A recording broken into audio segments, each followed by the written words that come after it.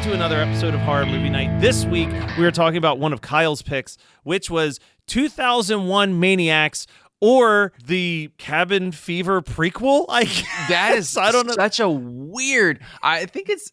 Wait, so my question is, does Eli Roth's character in the movie... Grim. I'm growing out a little thing in honor of Grim. Oh my God. Don't stop it. Wax it. Get rid of it. Do something. I don't remember, dude. I watched Cabin Fever once and was like, nah, dude, I'm good. Well, we just did it this spring. I think it was back in April. We did it with Eric J. Brown, and he picked it. I only remember that the dog's name is Dr. Mambo. I can't remember what Eli Roth's character's name is, but does Eli Roth... Well, Dr. Mambo dies in Cabin Fever. Both of them die in Cabin Fever. Okay, that was my To question. be a prequel. I knew one of them did, but I couldn't remember if they both did. Very weird fucking flex. It's a weird flex, and it's not just like, hey, let's bring in this character from Cabin Fever, but they actually try to give an origin to him going, ooh, face in this movie. Yeah. I'm like, so why? Strange.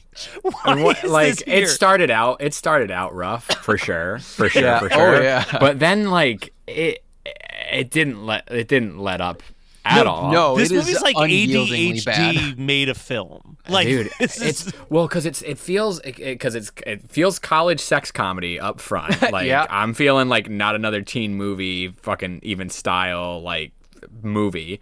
And then just to get into why I picked this, which I don't have a valid reason. I don't know. I don't have a good reason why I picked it. I guess I thought it was during the summer, so I was trying to pull a page out of Scott's book and instead fucked it up. But then I also just remember this being a movie that I wanted to catch on whatever channel it was, whatever movie channel it was on at like 11 o'clock, right? You guys stay up all night? Again, whatever the 2005 version of that is, which I think was just Cinemax or whatever, like the Showtime horror was, right? And I don't, I have no reason that I wanted to watch it other than I was pretty sure that there was boobs in it. And you weren't wrong. There were boobs. Behold, there were boobs in it. And like, I was just coming into that like American Pie age of like, this is what move like these.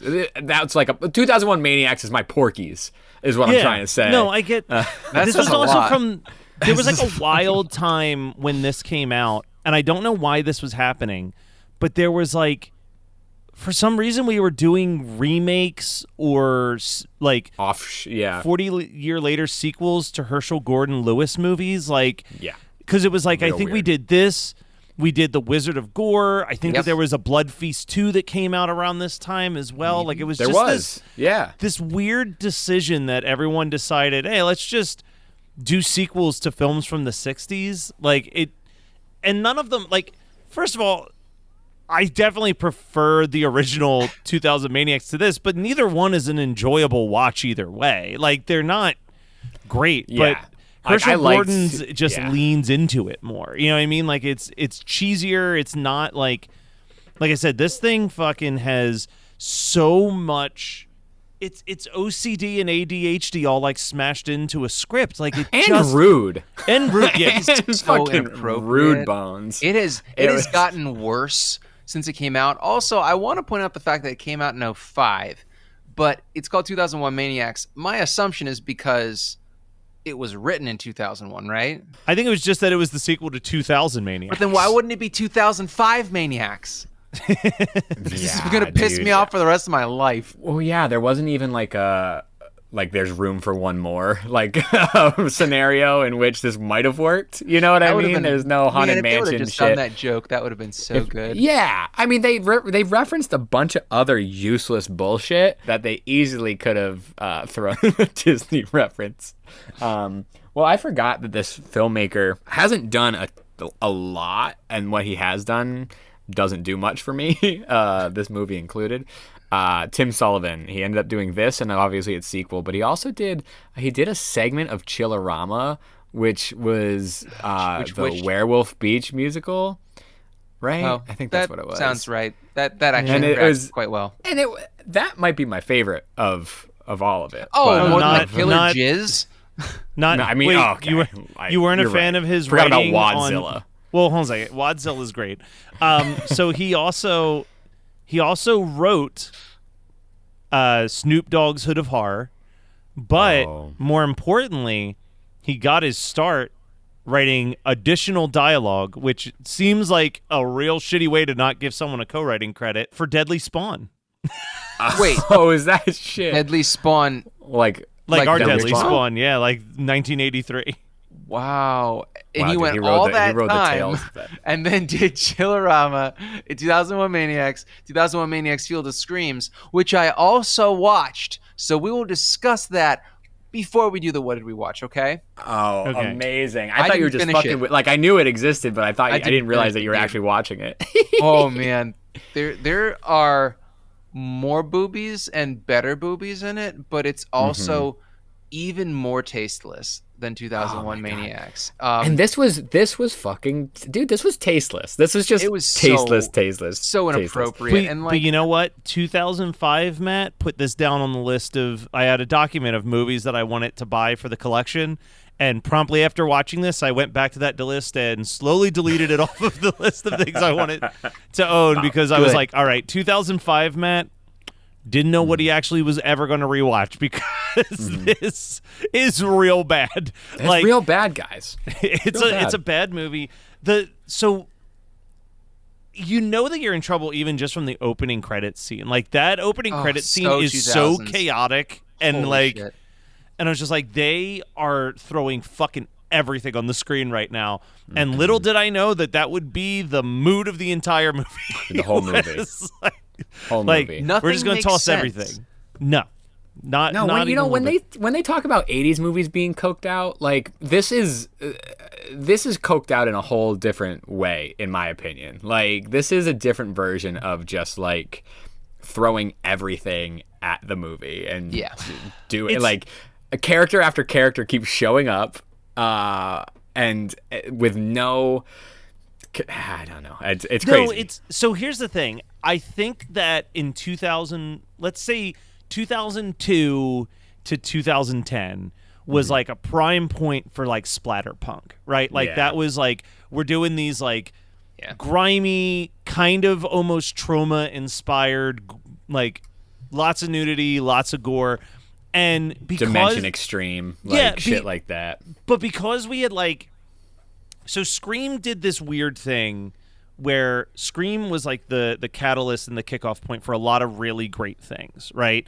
Like there is they talk about this a lot on High School Slumber Party, but it's true. Like Scream is the reason why we got 10 Things I Hate About You, Can't Hardly Wait. Like that was both an explosion for slasher films and teen flicks simultaneously. Like that movie is huge.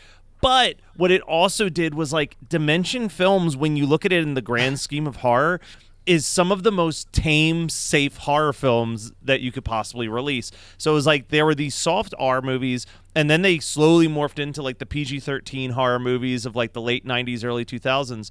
So like when you had stuff like Cabin Fever coming out, it felt like it was this awesome like punk rock reaction to like how safe horror movies had become.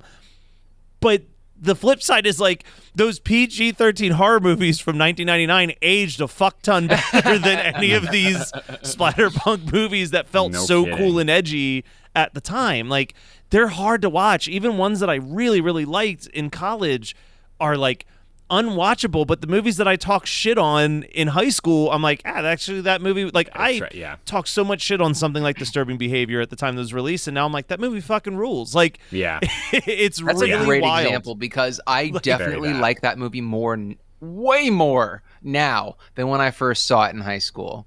Definitely. So much more. Yeah. Well, it just didn't make like sense at the time for some reason. It was almost, I don't want to say it was like too real because it certainly wasn't. It was still a caricature of that time, but for some reason it was like a spot on caricature of that time and not like this weird like stick figure version that appreciate it. Yeah. Somebody had a really keen eye and was like, and they should have waited maybe 5 more years. Well, they had a really keen eye except for the part when they go to the asylum because that part is fucking terrible. Still terrible.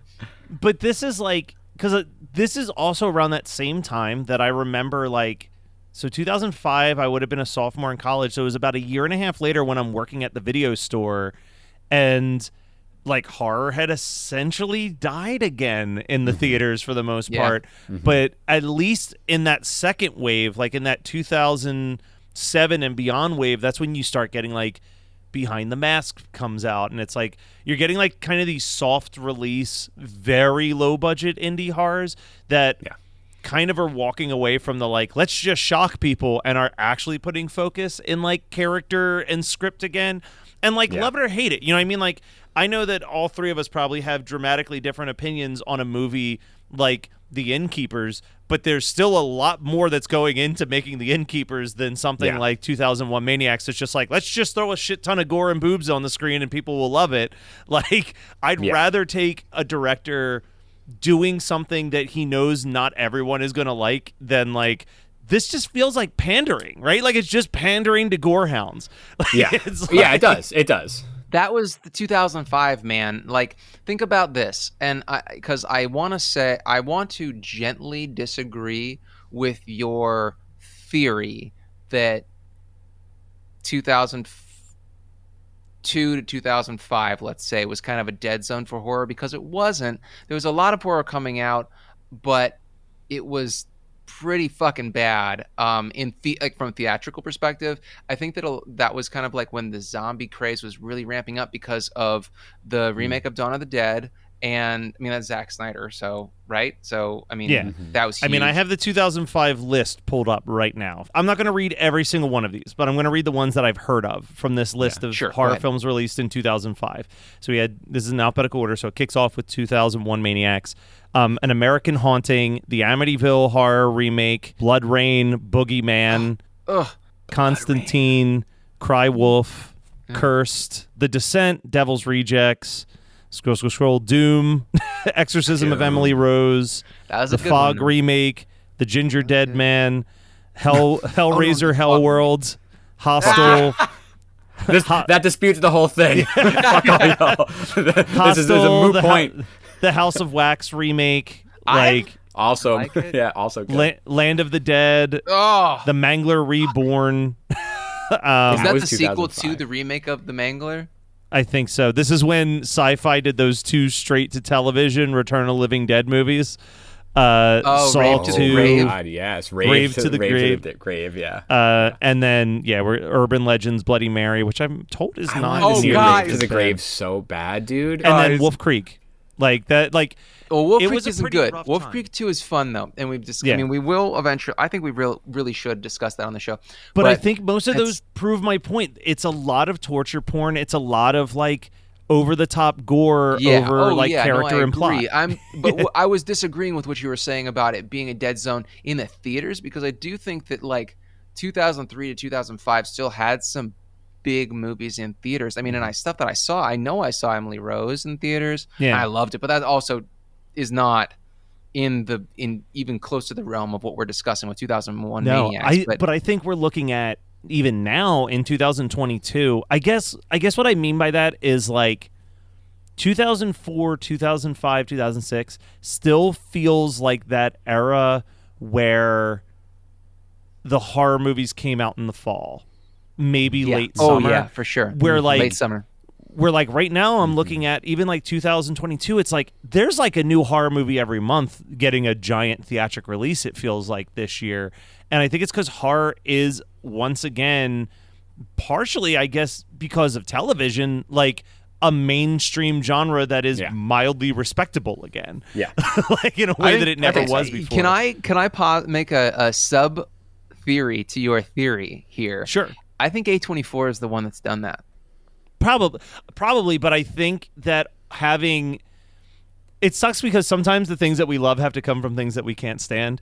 And I feel like A24 is able to thrive and survive because American Horror Stories has been such a consistently successful TV show. That's the pipeline, right? And that's fine. It's not that I can't stand it. It's just not for me. I think that American Horror Story, Supernatural, and like Dexter, maybe. I think that those. I was gonna say Dexter was another one where it was like, oh, it's okay to do horror as mainstream television. Well, I think Blumhouse is bridging those gaps. Yes. For us. Blumhouse is the gateway drug for teenagers, right? For sure, because it is like it's A24. A24 is very new line. Yeah, if I want to watch a good horror movie, I'll watch an A24 movie, and I'll probably watch it once. If I want to watch a fun movie that I'll probably watch like 15 times. Blumhouse has my drug 9 times out of 10. Right, absolutely. And that's the beautiful thing is because both of those things are happening at the same time, so you have a full spectrum, it feels. And then television. Like you have a full spectrum talked about enough. Options, you know, like in any other decade, we would be getting nothing but Blumhouse movies in the theaters, and then like you'd have to go through like the darkest eras, like pieces of the internet to find an A24 movie. Yes. Like it'd be like this hard to find movie, and now we're it's just getting like, oh no, I can just and Pearl in the same year. Fucking crazy to me. Like, it's insane. This is truly, whether you love the movies that are coming out or hate some of the movies coming out, we are living in one of the best time periods to be a horror movie fan as far as like the consistency of the releases, the quality of the releases. Like I get messaged, I should probably present and past. Present and past. Like you're getting like re-releases of stuff that people have only heard about or have seen referenced or any of this stuff, and you get to see it like the best quality at home. It's essentially nuts. Why I stopped buying used DVDs for the time being, because like there was like a solid year where I kept buying these like $30-$40 used obscure out of print DVDs just in time for Scream Factory to announce like a great Blu-ray for half that price. So I was like, you know what? I'm just going to assume that eventually whatever I have on this wish list is good. They're going to figure it out, and it's going to it's going to get put out. So I got to wait for it at this point. Yeah. Much like Aaron Burr. I'm ready to wait for it. Man, and that brings us right on back to 2001 Maniac. Well, I do have a question. It brings us back to the birth of colonial times. For you two, because at one point in the movie, the group of friends, the guy group of friends, somebody calls them ass munches or ass munch, and I just remember that being a fucking like, man, that's just like it's not offensive. It's just like a raunchy, unfortunate term. Do you guys have any other nicknames, particularly like maybe juvenile or immature nicknames that just are not it? Like that have just like so my other example is my cousins used to call each other butt nuggets, and I was just like, it just never sat well with me. There's nothing wrong with ass munching or butt nuggets, but calling somebody such just didn't do it for me. So I didn't know if you guys had any nicknames that you were just definitely like, nah. That was pulled in some sense from some kid movie that was like, I don't know, calling people butt licks or butt munches, or it's just it's the logical progression of referring to someone's butthole in a derogatory way. You know what this is an important conversation piece here. If we're going to talk about how butt nuggets are a weird, like, name to call someone, why would you call someone and why would being called a cocksucker be derogatory? Because I'm pretty sure everyone with one is an appreciator of such activity. So like, why would you be like, oh, you cocksucker? Why is that a bad thing? Like, they're doing you a service, bro. And that's interesting too, because that is an active thing. Like a butt nugget is a product of something. Cocksucking, cocksucker. I mean, I don't know enough about the English language, but it creates a right. So if you were called the product or the byproduct of a thing, good or not, because I love pooping, but I don't like butt nugget. Well, that's just bad hygiene. Yeah. I don't know. It was just, I don't know. I just didn't know if there was any great other. As long as you're not on a time limit. That's that's right. That's right. But I just didn't know there was, some juvenile nicknames out there, even if they're not offensive, just funny juvenile nicknames that you remember being called or calling as a child. I'm sure that if I heard one, I'd be like, that's the one. Nothing's coming to my mind right away. But I feel like nothing good has ever came from the thing starting with the word come followed by a noun. Yeah, sure. You know what I mean? Like come rag. Like any of that. It's just like never. if that's the start of the insult, it's probably not getting any better. Yeah. Well, it's usually because the cum is usually an excessive amount that they're referring to on a thing that shouldn't have an excessive amount of cum, and you're just like, I don't want to be that. How much cum should you not have on your sock? I would say, how you should. I mean, none. I mean, I think the more the better. Are we wearing the sock, or is it just there? No, you don't wear the sock. You put the sock in the hamper at the bottom so mom doesn't find it. I never got the sock thing, but here's the problem. I just used a bunch of tissues and pretended that my parents didn't know when they took out my fucking bedroom trash, and I was like, "Oh no, it's fine. It's just I always have a runny nose." They like my dad must have thought I was a fiend, right? Like that's horrible. I remember working. I'm so sorry for anybody who's related to me or older who's listening to this. I remember working at a pizza place, and I heard two of the teenagers were having a conversation. And I guess the kid had recently had sex and didn't dispose of the evidence. And he's like, my parents came into my room and they saw the condom and they asked me about it. And I panicked and said that I just jerk off into them so that I don't have to clean up so much. That's an expensive fucking kink. I'll tell you, I remember those days when it was a thrill to come into a condom, you jerk off into a condom. And I don't want to go back to those days. Those were dark times. No. Rough days. The taking simulated. There's a lot of sex in 2001 Maniacs. If that's we need to go back to the dark times of 2001 Maniacs and discuss more about the movie. Which really, I haven't talked to you guys in a long time. It's just been nice to talk about cum, whatever. Yeah, if we're not talking about cum, what is this show? So I want to say two things. One, Robert Englund makes this movie remotely watchable. He doesn't show up in the sequel, and that's why I couldn't finish it. But Lin Shaye does, which is fucking wild to me that she signed on for that. I mean, I think that Lin Shaye is kind of up for anything. Yeah, I was gonna say, I don't think Lin Shaye's really throwing a lot of no's out there when people offer her roles. If we're talking about how great things are in horror right now, I think it's the fact that Lin Shaye gets to be in movies that are better than 2001 Maniacs Field of Screams. So put on 2022. She's worked her ass off. Yeah, she deserves every bit of not being in movies like this. The second thing is, and then I got to ask Kyle about what he's drinking tonight. But the second thing, to be quiet so you didn't interrupt your shit. Yeah, no, but it actually dovetails. So there's something very uncomfortably ironic about the woman who played the milkmaid, who's supposed to be the most buxom of all the women on this cast, having had a breast reduction. Did you guys notice that?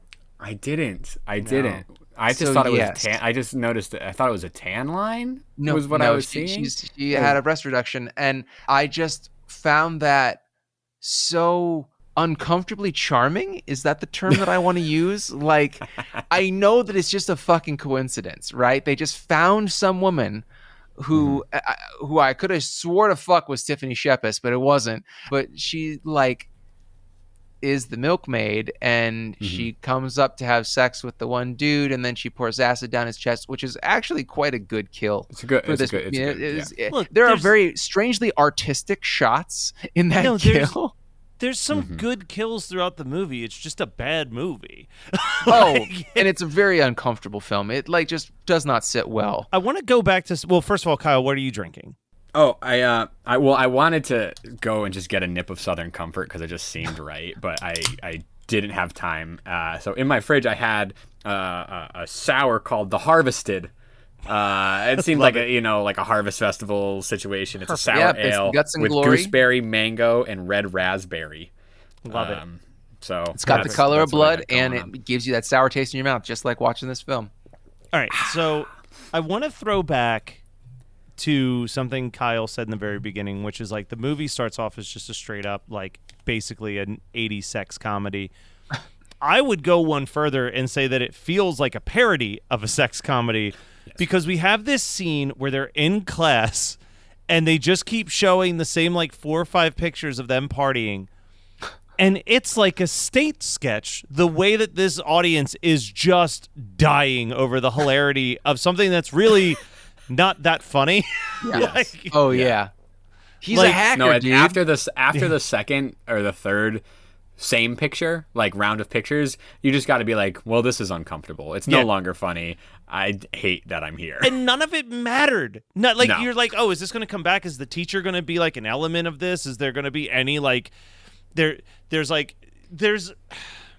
even a part where I'm like, they could do something interesting with this movie where the guy who's originally from the South like ultimately kills his friends. He should have. It would have been a much better. It would have also made more sense in 2005. Just that he gets sucked into everything and gets completely brainwashed, but like no, it's just like no, he's gonna be the hero, like, but he's gonna die anyway because he doesn't know to look for a tripwire. Like they could have just been driving to Daytona for spring break. You start there. Yeah. I don't need any of that other shit. I don't need the nihilist from Big Lebowski telling me that they're going to need to fucking write believe in nothing. term papers. Right. Why was he so mad that they were doing that in class? He doesn't believe in anything. Doesn't matter. Kyle, probably not your best. No, I even apologized. But I will say there's two things that I really liked. Giuseppe Andrews, besides Robert Englund, because I just love, but Giuseppe Andrews as like the preacher, like head guy is great. And I also didn't realize that he just dropped off the face of the fucking earth in 2017, and there's no knowledge of his whereabouts or like what he's up to. He just disappeared. Adam Rifkin did a documentary about him shooting a movie called Trailer Town, which Troma put out. Okay. It's just like a sort of like semi-documentary, like almost Gummo-esque thing about a trailer park, which is fucking craziness. But he just disappeared. But he's a fascinating character, and he was pretty good in this movie. And then there was at one point where they were going from room to room in the bed and breakfast where everybody was having some sort of sexual encounter. It just made me think of the Stefan sketch from SNL where he's just like, Pleasant Valley's hottest club, and there's cat lynching and male pubic mound and horse like riding crop fencing and just pillow humping. It was just like the amount of chaos and debauchery that was happening at that time. A lot of man ass too. Lots of man ass. Like just for the amount of boobs that there was still a good amount of man ass. Yeah, I mean, but it wasn't good man ass. Like if we're gonna see it, I want to see like something memorable. Yeah, no, it was there was. I want to see Demon Wind level man ass. It was very forgettable man ass, but no, it wasn't my best pick, and I just I don't know. I just did it for the one pair of zip-off cargo pants that was in the movie. I think. Oh yeah, bro. That was very 2005. But yeah, there must have been. Here's the other thing. There must have been like a Fangoria article, which I know I reference a lot, but like I was obsessed with the same like 10, 15 issues of Fangoria that I had over the course of 2 years. Right? Yeah. I just would look at them all the time. And there was definitely a feature. I meant to try to find it before we did the show, but as much as we love Fango never was like, "Hey, avoid this one at all costs." Which makes sense. But for whatever age I was, 15-year-old Kyle, it wasn't. If you base things off Fango articles from the 2000s, there was not a single bad horror film released for about a decade. No. I would like to make a full list. Maybe I'll do that after the show. We'll see. Anyway. At Maximum Mediocrity, people say things like, I don't dress like this on the regular basis. This isn't my, pooping uniform. This is not. And they also say things like, The nurses are usually either angels of mercy or whores. Every episode is a new experience where you get to know people that aren't famous but should be. Why did my facing Floyd Mayweather in the woods? My co-host Morgan and I track down the people you didn't know you needed to hear from. It's like hot sex in a mug. We are the Maximum Mediocrity Podcast, and we are on all major podcasting platforms. We'll be waiting for you. All right, so Kyle, you may have picked a movie that left a bad taste in your mouth, but you have a chance to redeem yourself at the magical blockbuster that has all movies from every day, time, period. What are you going to also grab to make sure that the evening is possibly saved? This might not appeal to everybody, but I'm going to continue with the chaotic energy, similar time period, similar studio putting out a movie. I'm going to go with Feast, which I think is a much better version of what's happening here. Well, there's a meta situation, which I enjoy.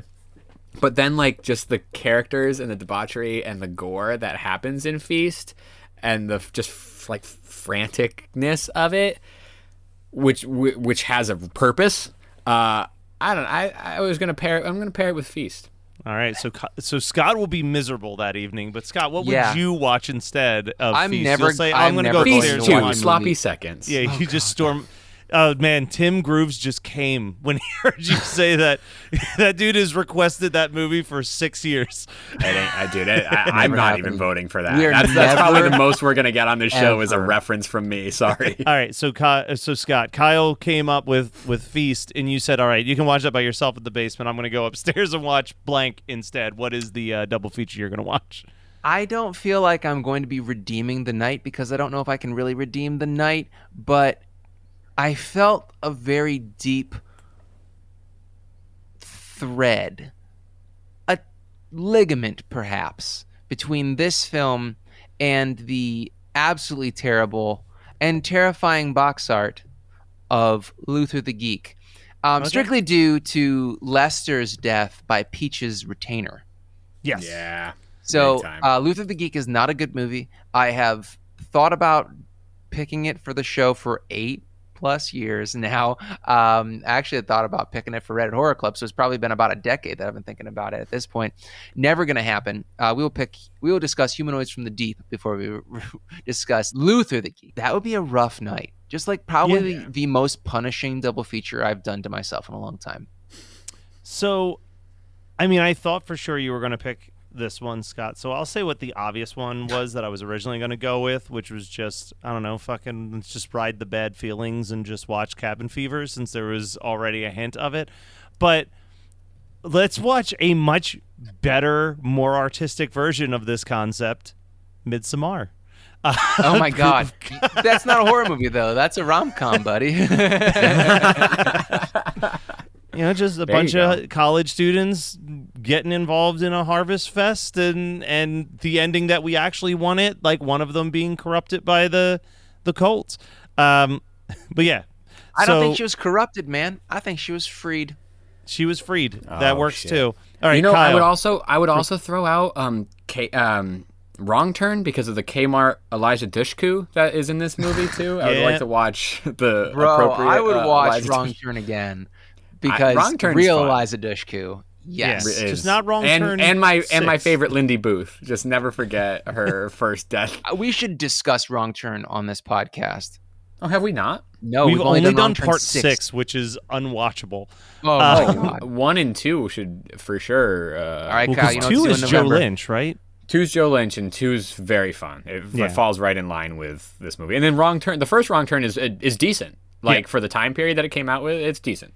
All right. Okay, I'll put it on the list. So Kyle, what, as you're adding Wrong Turn 1 and 2 onto your long list, what movie have you watched recently that you feel like, hey, you guys should know about this? Or it doesn't have to be a movie. It could be a book, TV show, podcast, etc. Well, I'm looking at my letterbox, and there's a movie on here I don't really remember watching, but the one I do remember watching is a movie called Horror High.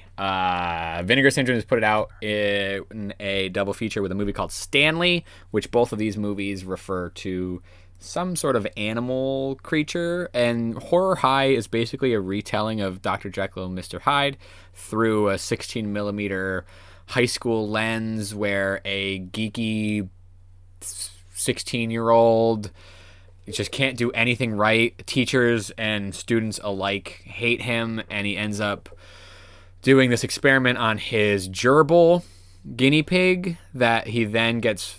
The guinea pig kills the janitor's cat, very Mr. Filch situation, and then the janitor makes him drink the poison that he gave his guinea pig to turn the guinea pig sort of Jekyll and Hyde-y, and then he turns into a ravenous guinea pig man that goes on a killing spree each night. It is honestly so fun. Sounds better than Return to Horror High, which we have done on the show, and was and it has no connection to Return, clearly, but which I had to second guess because I was like, I hope not. I don't remember that. It's just fun. It's just fun to see. And that's it's a 70s film. It's just fun to see filmmakers, regional filmmakers, really giving it their all. in just the craziest, kookiest type of way. I feel like I've seen this. I was checking. I have one of those like 61 horror movies box sets, and I was like, this has to be on here. I know that I've seen it. It wasn't, but that sounds too familiar and too specific for me to have not. It's fucking weird, and if you haven't seen it, you'll enjoy it. It's fun. I mean, I don't know if it's going to come up on Tubi like most of the Vinegar Syndrome stuff does at some point. But because it's a double feature, and I don't know, those ones are kind of weird. But it's fun if you like oddball, regional, low budget horror. All right, Scott. I'm just gonna mention something that I mentioned to our pals and patrons on Slack. So if you are on the Patreon and you are not on Slack, email hmnpodcast@gmail.com. Get on that Slack, because we are on there talking about music and drinks and previous episodes and just life shit and new movies coming out, and it's super Alex fun. is doing these updates, and I keep questioning, what did we talk about on this episode? Yeah, I actually when he says like what we just like what we watched that week in the first 100 episodes, I'm like, I don't remember watching half those movies for the first time. Yeah, exactly. I'm like, I watched that.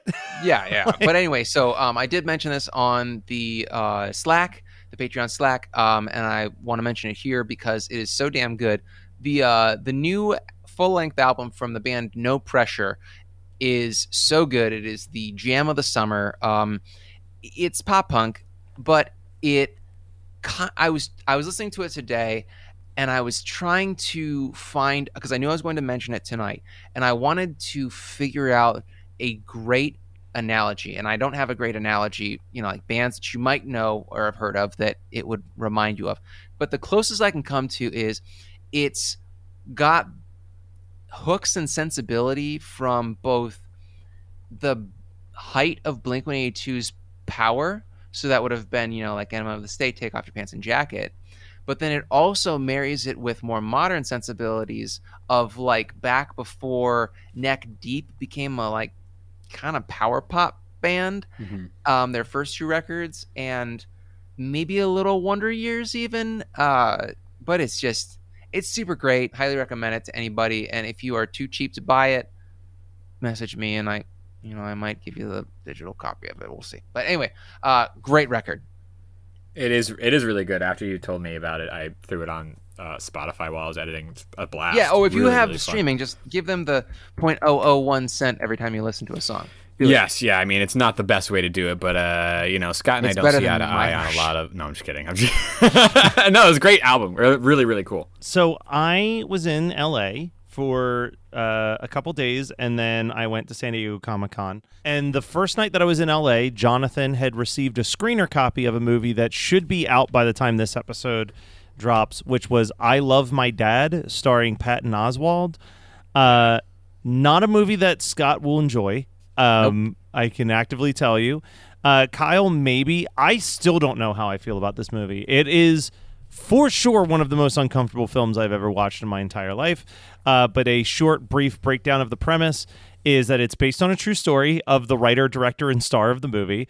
And he's a suicidal kid in his 20s, and part of his therapy is that he needs to cut out the people who have made him depressed, which includes his dad. So in a desperate attempt to reconnect with his son, his dad creates a catfish Facebook account as a waitress at the local diner that he frequents, and the son begins to fall in love with the catfish version of his dad and asks his dad to take him on a road trip to meet his internet girlfriend, who is in fact his dad. It is... Oh, it's shot in Syracuse? Hell yeah. It Go is... Cuse. It is a very uncomfortable movie from front to back. It does some really interesting visual tricks. One of the things that I did like is it's like a big thing now when characters are texting that you have to like read the texts as they pop up on the side of the screen. They did something a little bit different with this, where the son and the actress who plays the waitress will be sitting side by side having the conversation when it's his side of how the conversation is going, and then it will cut to Patton Oswalt on his couch sitting next to his son having the conversation to like represent how they're both visualizing the text messages differently. as opposed to us just having to like read this long chain of text messages. So I kind of thought that some of that was cool. It's a risky ass movie for sure, but it is. I mean, you got to strap in for it to be cringy as fuck. Like we put on Nathan For You to calm us down because that was less cringy than what we had watched. So yeah, it's a rough one. But if you're into like cringe indie comedies, nope, it's pretty good. Like you'll like it. It's pretty well made. It's got its sweet moments. I don't know. It's a hard movie to recommend, but I watched it. If you pair it with World's Greatest Dad from 2009, you'll have a fucking blast. Yeah, that's exactly what it reminded me of. I think at one point we were watching, I said this reminds me a lot of World's Greatest Dad. Yeah. I think World's Greatest Dad is an easier watch than this is, which... I love Bobcat, though. Bobcat's wild. Bobcat's a fucking psychopath, and I love him. We have an email that says, thanks, from Jason. He says, hey guys, thank you for reading my email on the show. It was the one about Gomez Adams. Also, you read one of mine a couple weeks ago complimenting the theme song. It really made me very happy. I really do love the show. And by the way, if you guys ever do a show from Chicago, let me know. I play in a band called Libido Funk Circus for the last 26 years. We still do about 175 plus shows a year, and I'm 51 years old, which is crazy. So if you need any tech stuff or studio to work in, I own a pretty sweet one. This one's specifically for Scott. We actually have an original Nev Blue console. Really it's super rad, and you are welcome. I read this one, and I was like, I wanted you to say it wrong. It's super rad, and you're welcome to use it for the podcast. If you guys ever do live events, I can probably help you out there too. Anyway, big fan. And this actually ties into a Patreon episode real quick. But also, I thought I remembered you guys like Stabbing Westward in Ministry. He's half right.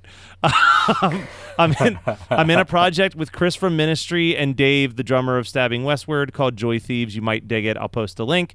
I also did a funny song for the pandemic a while ago. I'll put it up too. You might get a laugh. My sister-in-law, Kat, did the special effects at the end of the video. She does effects for tons of horror movies. Last one was Willy's Wonderland. I believe you mentioned that in the previous email, too. Sorry, I probably sound crazy, but anyway, thanks and enjoy, Jason. Thank you so much, Jason. I don't think I sent those links to the guys, so we can't really talk about the video. But thank you for always writing in. Really helps out a ton and makes us feel great. And you guys can send us emails at hmnpodcast@gmail.com. You can check out the Patreon at patreon.com/hmnpodcast. Or you can just stay tuned because next week we're talking about yet another sequel here at Horror Movie Night.